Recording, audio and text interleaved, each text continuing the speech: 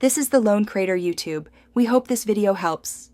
You start by powering the firewall and connecting the console cable to your laptop. This gives direct access if network boot fails. Once the console session is active, assign a temporary management IP that matches your admin VLAN so you can reach the device. Make sure to document gateway, DNS, and any static routes you'll put in later. You're doing this to avoid IP conflicts and to ensure predictable access while you finish physical and logical setup.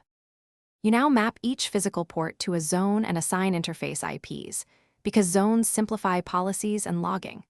Once done, create a management ACL that limits admin access to specific source IPs for safety.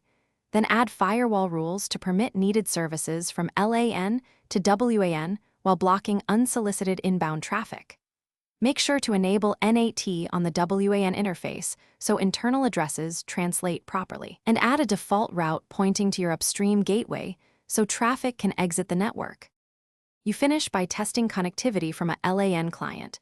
Ping the gateway, resolve DNS names, and access a website to confirm WAN and NAT work.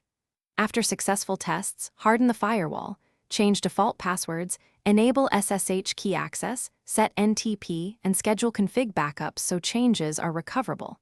Finally, enable logging and alerts and document the configuration and rollback steps.